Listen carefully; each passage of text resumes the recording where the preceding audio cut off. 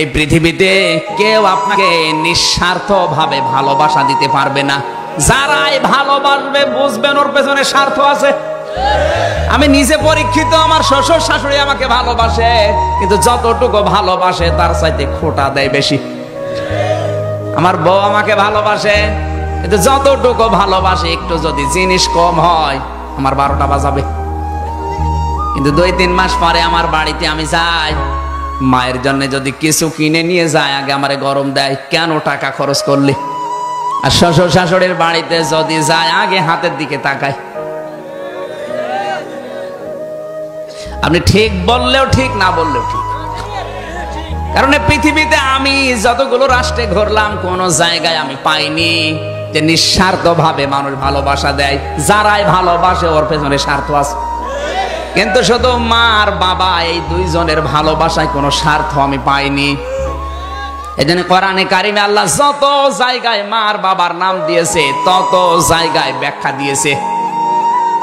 সূরা বাকারায়, সূরা বনী ইসরাইলে, সূরা আহকাফে যত জায়গায় আমি পেয়েছি মা বাবার নাম তত জায়গায় পেয়েছি ব্যাখ্যা। আল্লাহ কি পাগল হয়ে গেছে? এত ব্যাখ্যা দিচ্ছে কেন? কারণ আল্লাহ জানে যে আমার পরে সবচাইতে বেশি এই লোকটার পেছনে শ্রম দিয়েছে ওর মা আর বাবা। কথা বলেন না কেন?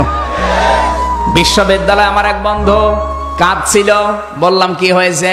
বলে বিয়ে করার পরে আমার মায়ের সাথে বউর গন্ডগোল। বউ আমারে বলছে দেখো তোমার মা ভালো না, আলাদা হয়ে যাও। স্ত্রীর চেহারা খুব সুন্দর ছিল, শেষ পর্যন্ত মায়ের সাথে আবার নতুন করে ঝগড়া তৈরি করে আলাদা হয়ে গেলাম। কয়েকদিন পর দেখি মুরগিতে ধান খেয়েছে, এই নিয়ে মারামারি। আমি বাড়িতে আসলাম, বলে তোমার মাও ভালো না, বাবাও ভালো না, আমাকে নিয়ে যদি সংসার করতে চাও এদের থেকে আলাদা হয়ে আমার বাবার বাড়ি চলে যাওয়া লাগবে। শেষ পর্যন্ত ওদেরকে নিয়ে চলে গেলাম বাবার বাড়িতে। মা বাবার সাথে কোনো সম্পর্ক নেই, কথাবার্তাও বলি না। এই মাঝখানে শ্বশুর আর শাশুড়ি মিলে টাকা পয়সা দিয়ে আমারে পাঠিয়ে দিল লন্ডনে। দীর্ঘ 5 বছর আমি লন্ডনে আছি, যত টাকা পয়সা উপায় হয় সব আমার স্ত্রীর নামে অ্যাকাউন্ট করা পাঠিয়ে দেয়। মা বাবার খোঁজও নেয়নি, খবরও নেয়নি। কিন্তু হঠাৎ আমার প্লেগ রোগ দেখা দিল, সোয়াইসি রোগ, যেটা যার কাছে যায় তারই হয়। লন্ডনে ডাক্তাররা বলেছে দেখো এই রোগে মানুষ 2-3 মাসের বেশি বাঁচে না। তোমার যখন রোগটা ধরা পড়েছে তাড়াতাড়ি নিজের দেশে চলে যাও।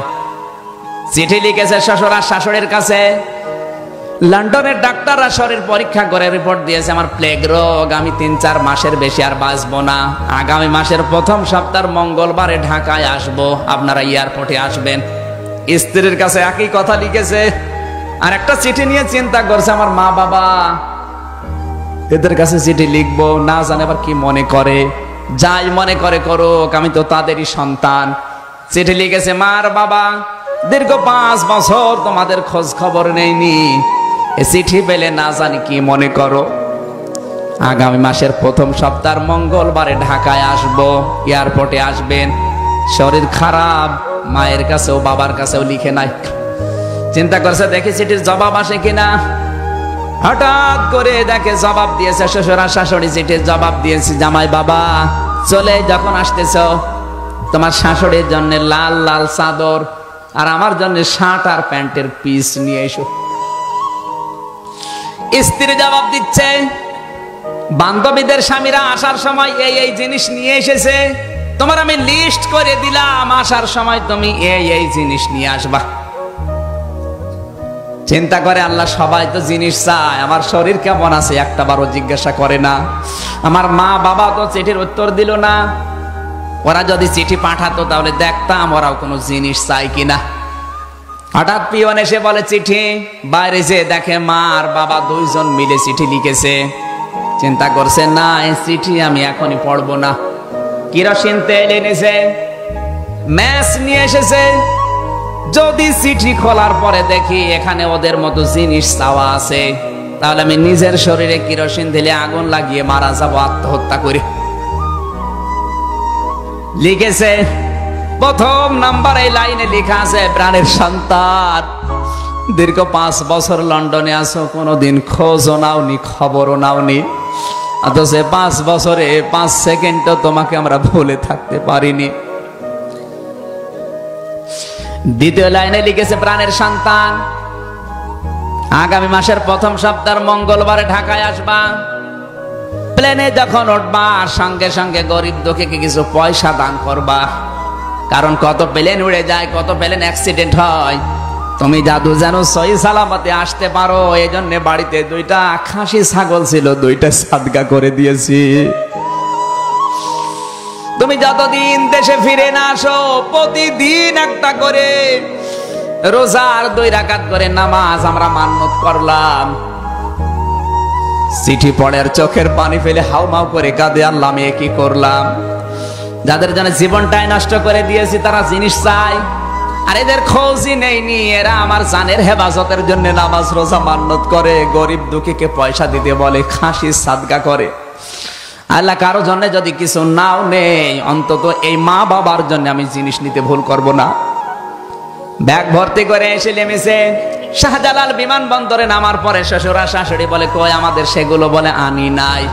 আপনি তো জানেন আমার শরীর খারাপ, মার্কেটে যেতে পারি নাই, টাকা আছে আমার কাছে, ঢাকায় পাওয়া যায় কিনে দেব। বলে জানতাম যদি এরকম জবাব দেবে কখনো আমার মেয়ে তোমার সাথে বিয়ে দিতাম না। স্ত্রী ডাক দিয়ে বলে বাবার মায়ের জিনিস আনলে না, আমার সে জিনিস কই? বলে আনি নাই। বলে বাবার জিনিস আনলে না, মায়ের জিনিসও আনো নাই, আমার কথাও তোমার মনে নেই, তোমার মতো স্বামীর আমার আর দরকার নেই। এয়ারপোর্টে আমি তোমার এই ডিভোর্স দিয়ে চলে গেলাম। যাবে তো, কারণ তো বাঁচবে না। এই কথা বলেন। পাথরের মতো দাঁড়িয়ে আছে, চিন্তা করছে আমার মা বাবা মনে হয় আসে নাই, কই তাদেরকে তো দেখি না। হঠাৎ পেছন দিক থেকে কে যেন ডাক দিয়েছে, আয় রে বাবা আমাদের বুকে আয়। দীর্ঘ 5 বছর তোকে দেখি না, এক নজর দেখার পরে মনে হচ্ছে আকাশের চাঁদ আমরা হাতে পেয়েছি।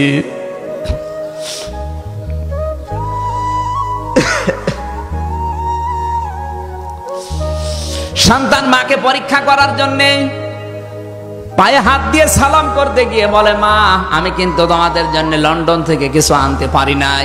মাথা পড়েছো করে বলে বাবা জিনিসের কথা বলবি না, তুই জাদু যে সহি সালামতে ফিরে এসেছিস সেইটাই আমাদের জীবনের বড় জিনিস। পায়ে যখন হাত দিতে গেছে মা বুকে জড়িয়ে নিয়ে বলে বাবা তোর শরীর কি দুর্বল, মারাত্মক কোনো অসুখ নাকি? ছেলেটা বলে মা তুমি তো ডাক্তার না, তুমি তো শিক্ষিতাও না, গ্রাম্য মেয়ে মানুষ, আর আমি তো চিঠির ভেতরে তোমার কাছে লিখেও নাই যে আমি অসুস্থ, তুমি কিভাবে টের পেলে? মা বলে বাবা 10 মাস 10 দিন তোকে আমি তরমুজের মতো বহন করেছি এই পেটে, ডেলিভারির কষ্ট সহ্য করে দুনিয়ার মুখ তোকে দেখালাম, 2.5 বছর পর্যন্ত তোকে দুধ খাওয়ালাম, 2 বছর 2.5 বছর তোকে বুকের দুধ গুলো খাওয়ালাম, 25-30 বছর পর্যন্ত তোর পেছনে আমি শ্রম দিয়েছি, যে বিনা স্বার্থে এতগুলো বছর তোর পেছনে আমি কাটালাম, আমি মা কি বুঝবো না তোর শরীর ভালো না খারাপ? সত্যি করে বলতো তোর কি হয়েছে? ছেলেটা হাউমাউ করে কেঁদে বলে মা আমি আর কিচ্ছু লুকাবো না, কিচ্ছু গোপন করবো না, এমন একটা অসুখ আমার শরীরে, প্লেগ রোগ, ডাক্তাররা বলেছে 3-4 মাসের বেশি আর বাঁচবো না। ও মা বাবা যা করেছি অন্তত মরণের আগে আমারে মাফ করে দাও।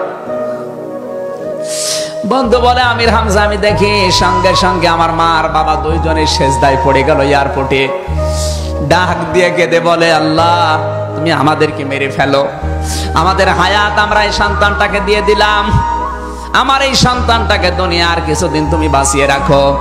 নবীজি জানিয়েছেন মার বাবা যদি মন থেকে কিছু বলে ওটা কিন্তু সঙ্গে সঙ্গে আরশে চলে যায়। আমার আল্লাহ মার বাবার দোয়া কবুল করে ওই ছেলেটাকে কুদরতের দাওয়া পান করিয়ে চিরদিনের জন্য সুস্থ বানিয়ে দিয়েছেন।